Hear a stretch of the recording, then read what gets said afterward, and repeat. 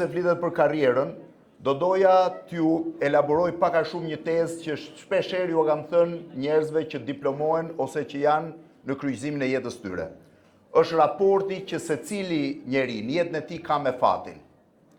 Raporti që shpesher njeriu ndërton me një nga elementet më të rëndësishëm në jetën e tij. Po çfarë është fati?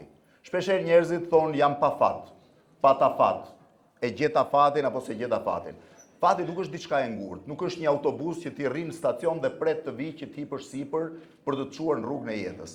Grekët e lashtë mendonin që fati është i ngulitur dhe nuk ndryshon kurrë, madje një nga tragjeditë më të famshme të botës antike, Edipi mbret e Sofokliut, tregon pikërisht këtë destinin, pra fatin, cilit njeriu nuk i ikën dot kurrë as në momente nga më, edhe pse bën përpjekje titanike për të ikur atij.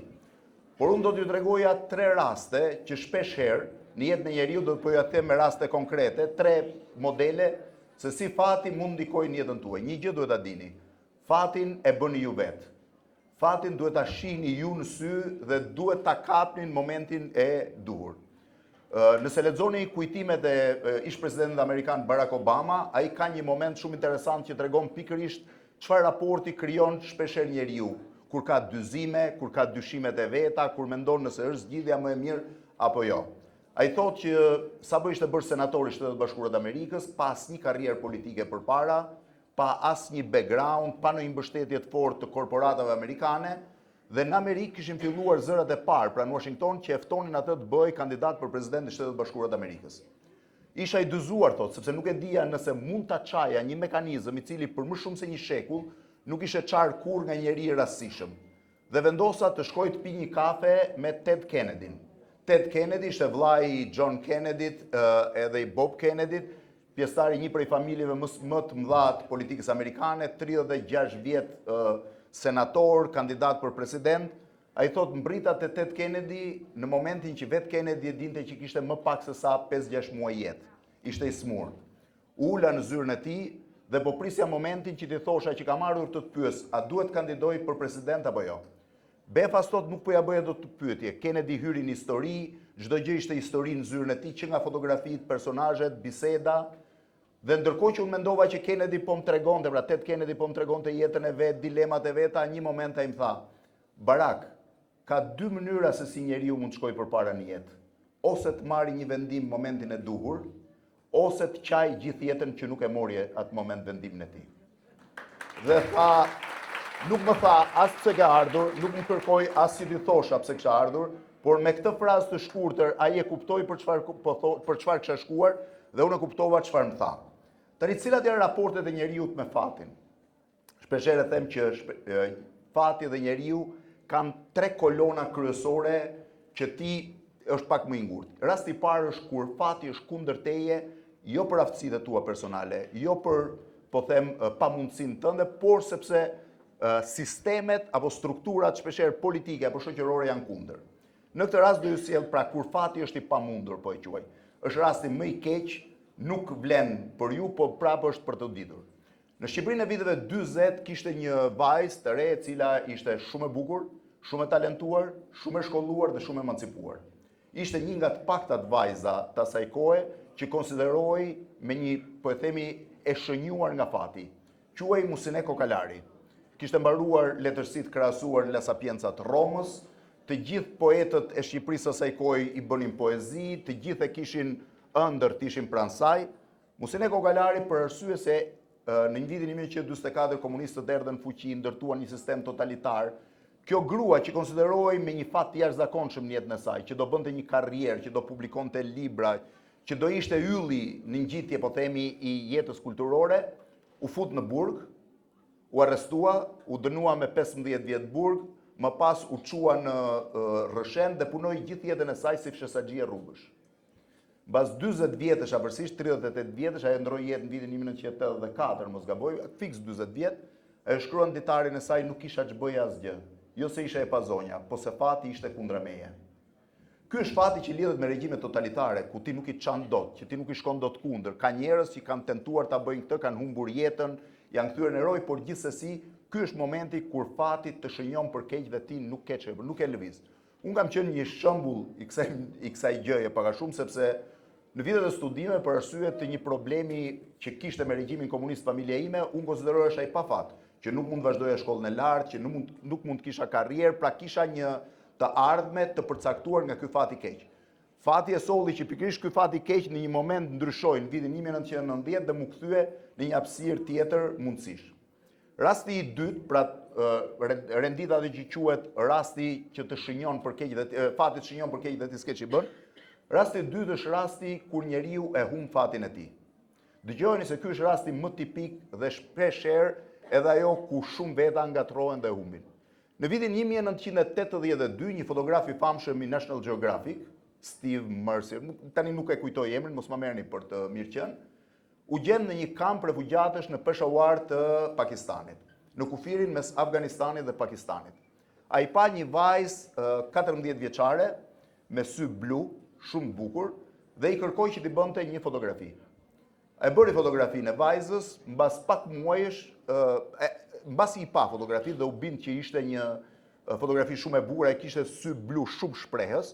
Mund ta gjeni po të googloni tani the Afghan girl with blue eyes. Dhe i tha babait saj, ma jep vajzën, sepse unë do ta marr në New York dhe kjo do bëhet një nga modelet më të famshme të globit. Do bëhet shumë e pasur dhe shumë e famshme. Babai vetë mendoi dhe i tha jo, vajza është 14 vjeç, po i afrohet mosha martesës dhe nuk ta jap. Kjo kopertinë, pra vajza me sy blu, u botua si kopertinë e National Geographic. Dhe në fund të vitit 1999, pra në kapërcyll të mileniumit, u konsiderua kopertina më e famshme e shekullit 20. Atëherë National Geographic, CNN, fotografi vet, u nisën në një turne për të gjetur vajzën për të kuptuar cili kishte qenë fati i saj. Fati i vajzës që babai vendosi ta martonte dhe mos e çonte në New York për të ndjekur rrugën e fatit vet. Pas 8 muaj kërkimesh, dhe më ka bërë përshtypje sepse tani në fund të prillit isha vetë në Peshawar dhe shkova eksakt te kampi ku vajza është gjetur në Pakistan.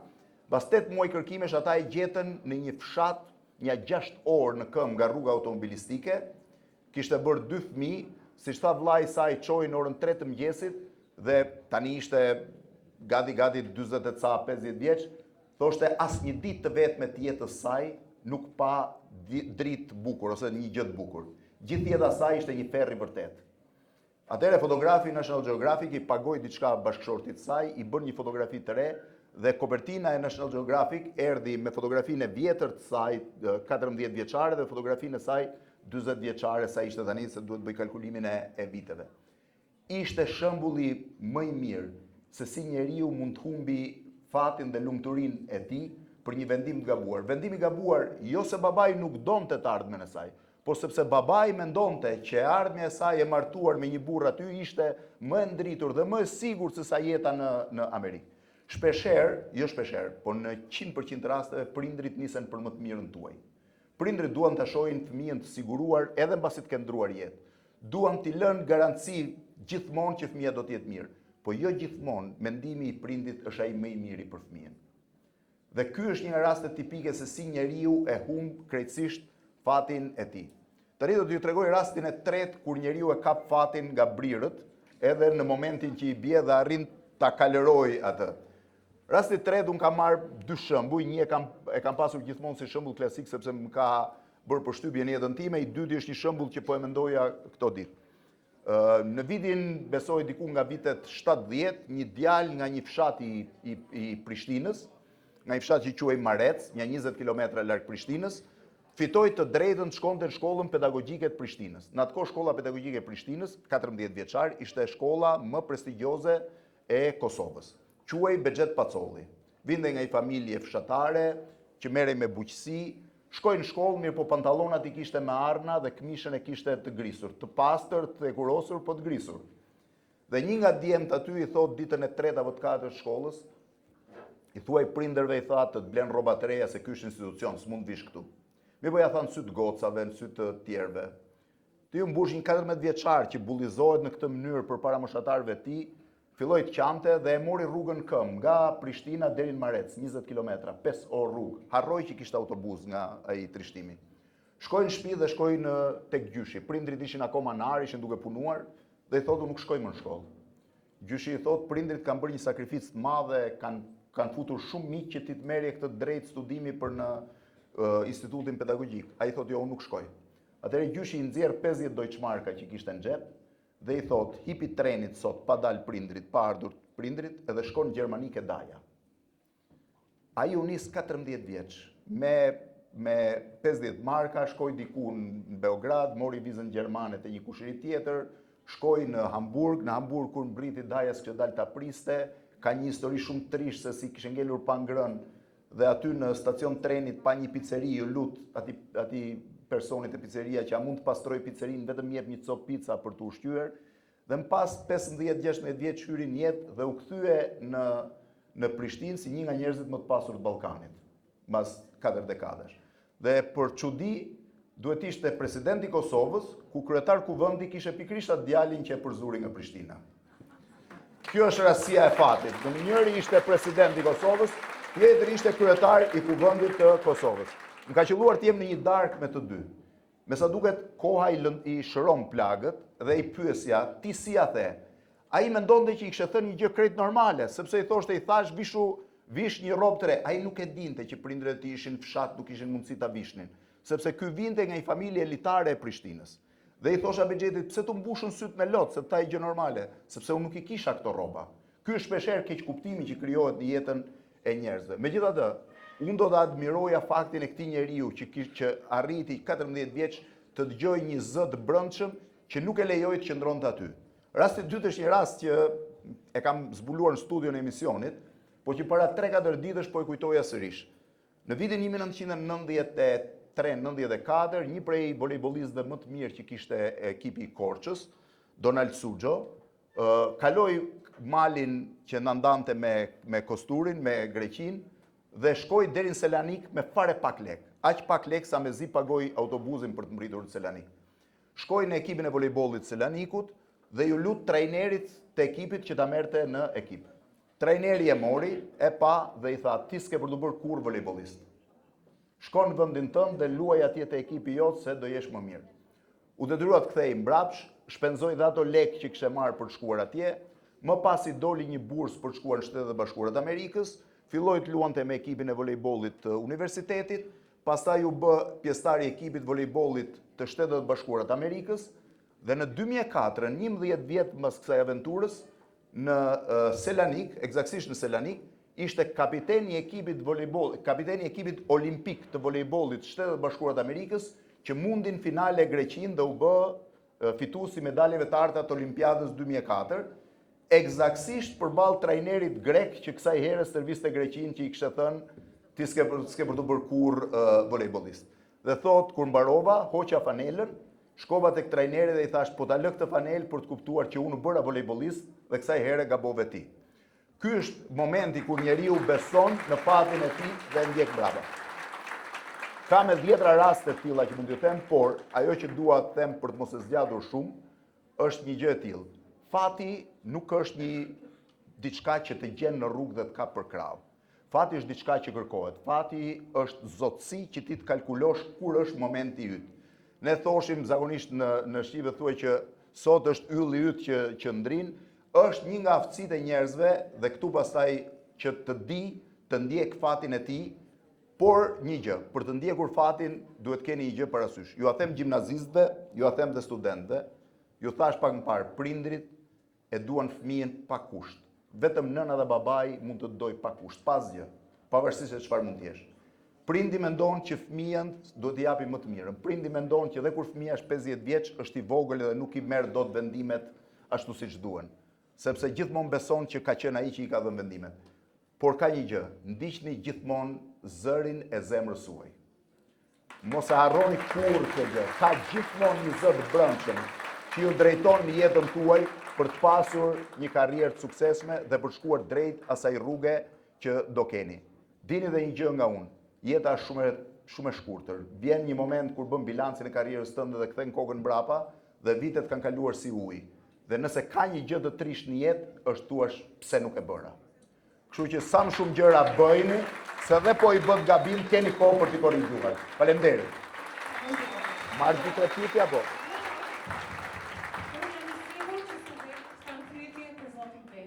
2-3 pyetje se unë vetëm ju kërkoj falje për kohën se Për shkak të agjendës shumë të ngarkuar, kështu që ne do të lëmë disa pyetje dhe do ta përcjellin me përpyetje pasaj zotin Benitesiu.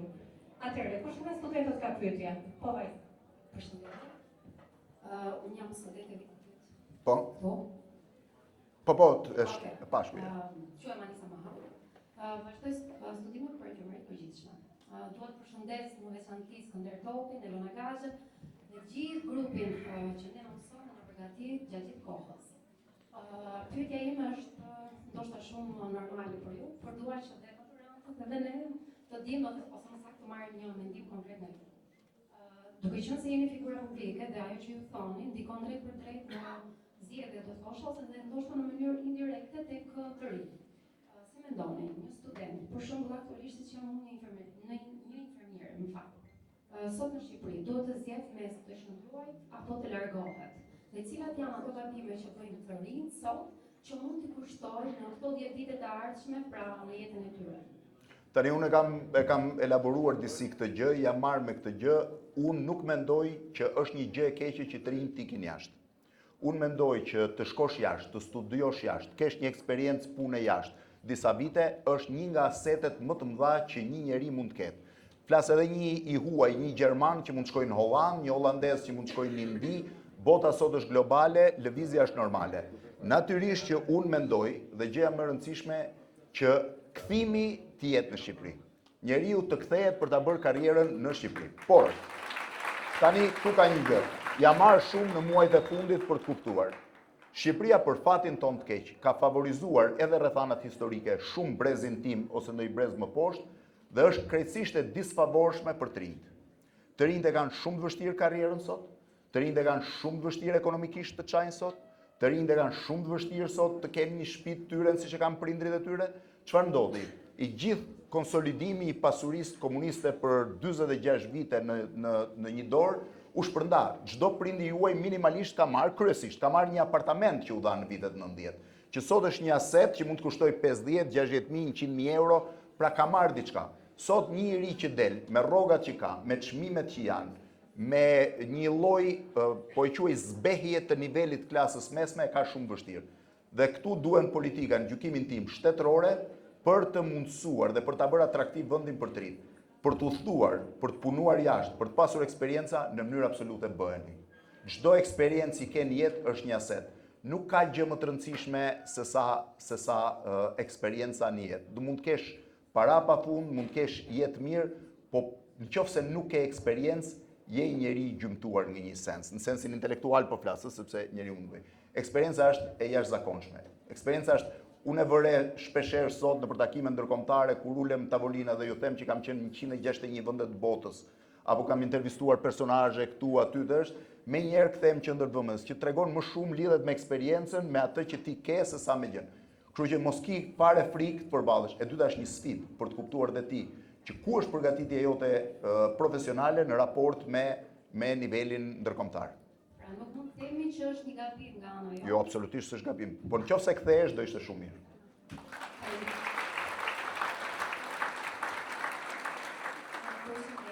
Unë jam Sara Kashari, studente e gazetarisë.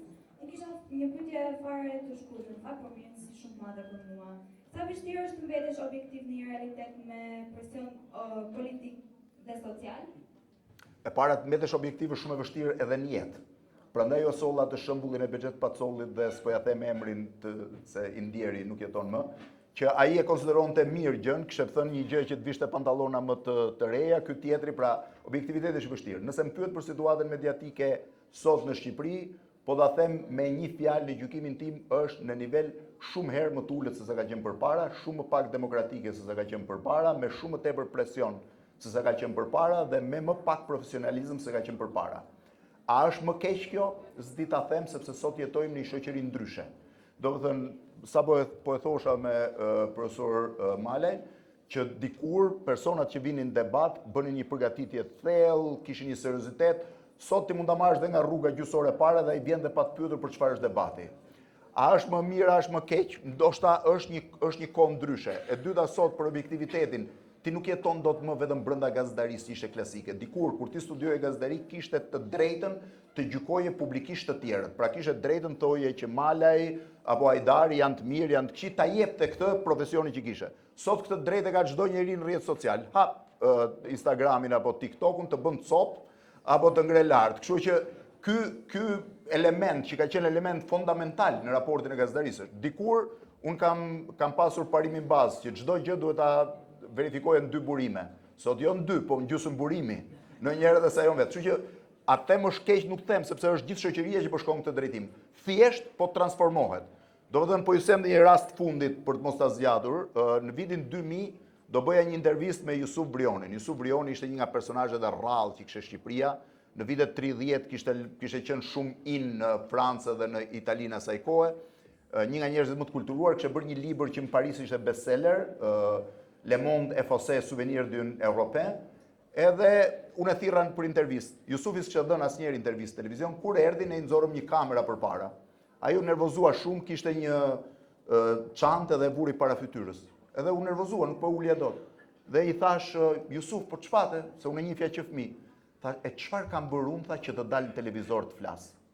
Ishte një nga njerëzit më të kulturuar që ka pasur Shqipëria. Një njeri për cilin ministri e jashtme Suzana Agnelli, e Italisë, motra e Gianni Agnelit, presidentit Fiatit, shkruante në librin e saj Vestivamo alla Marinara të vitit 71, që kur në vitin 1941 Jusuf Brioni dhe vllai i tij Aliu u shfaqën në Rom, gjithë elita italiane filluan të ndiheshin ignorant. Ai na thoshte ju s'dini asgjë, ju s'keni kulturë.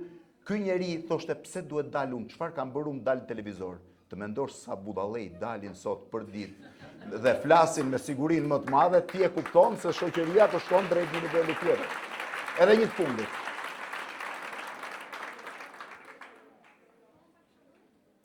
Vetëm ku është mikrofoni që dash? Vaj.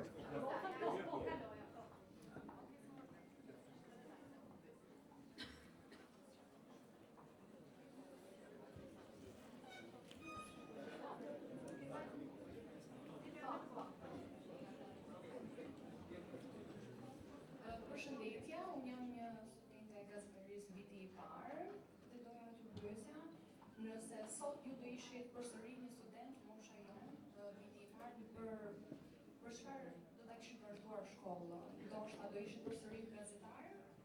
Shiko, unë bëj punën që kam ndërruar të bëj në jetën time. Nuk e kisha kaq të formsuar që do bësha gazetar, do dilja në televizion, po bëj punën që vetë. Domethënë, shpeshherë njerëz më pyesin, ke fuqi akoma ta vazhdosh? Një miku im që për fat keq sot është kushtet vështira, më pyeti një ditë se kemi qenë shok klase, ke më energjiku? I thash po, çohem në mëngjes me qefin e punës që bëj. Dhe nuk është gjë e vogël. Tani këtë do t'ju them se kjo lidhet me karrierën dhe është e fundit që po mbaj. Zakonisht njerëzit dhe sidomos me shtysën e prindërve zgjedhin profesionet më klasike, po që janë dhe më safe.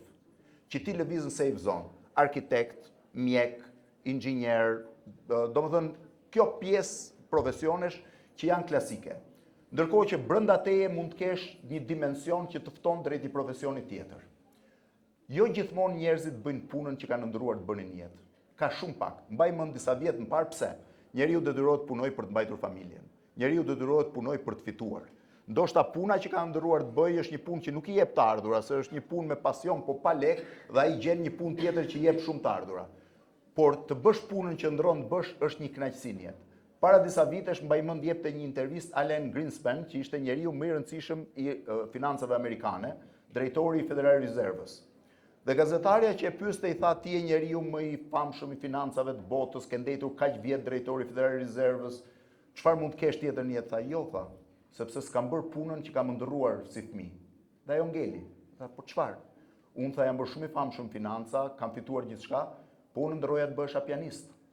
Ëndrat e mia ishin me piano dhe duartrokitje. Unë u bëra njeriu më i fuqishëm i financave, por nuk pata ëndrrën time, pra nuk plotsova ëndrrën time. Ky është shumë e rëndësishme që njeriu të bëj atë punë që ka ndërruar në jetën e tij. Për sa kohë unë çohem dhe mendoj gjithmonë, çdo ditë të jetës time po të isha ngritur do kisha bërë të njëjtën punë. Jam shumë i kënaqur me punën që bëj dhe prandaj po ju them, dëgjoni dhe zërin tuaj të brendshëm, sepse është nga ata që ju bën më pak të gaboni. Domethënë është shumë e rëndësishme miliarderi i parë i Rusisë post-sovjetike në vitin 96, mos gaboj, mbasi mbushi miliardin e parë, vendosi t'i braktisë të gjitha dhe hapi një fermë në Siberi. Një nga gazetarët më të mëdhenj të BBC-s shkoi ta intervistonte, atë intervistë kam parë. Dhe e pyeti si mundesh ti që ke bërë 1 miliard, mbasi ke jetuar në mizerabilitetin e Bashkimit Sovjetik, që të braktisësh të gjitha dhe të vish në një fermë. Tha, vezët e patave janë duke qelur. Puna më jep kënaqësi, nuk kam stres, në fundit tha, kur kthehem brapa dhe pyes, për çfarë jeton njeriu? Për çfarë jeton? Domethënë është një gjë. Dikur kur kam qenë 25-26 vjeç, më i mund vdiq njeriu më i pasur i globit, një japonez. 38 vjet nuk kishte bërë asnjë ditë pushime. 38 vjet e merrte bukën me vete në një vasket plastike që ja jepte bashkëshortja. Dhe mbas 38 vjetësh vdiq. Dhe kur shumë veta pyesnin, po ky për çfarë e desh gjithë pasurinë? E donte se pasioni i tij ishte puna. Kështu që njeriu nuk motivohet dot, siç thuhet sot, o vetëm nga paraja, o vetëm nga karriera, vetëm gjë. Dhe një këshill të fundit kam, nëse doni të ndëgjoni. Sidomos ata që kanë pak idhuj dhe kanë politikën, të lutem mos kini idhull asnjë nga ata që ju duken shumë të rëndësishëm. Janë të gjithë njerëz me defekte edhe shpesh herë janë modele të gabuara. Faleminderit.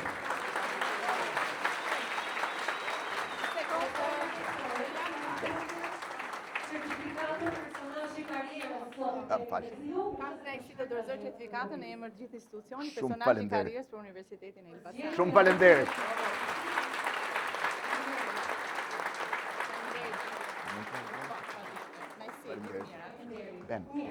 Gjithë të mirë. Profesor doktor Arben Mana.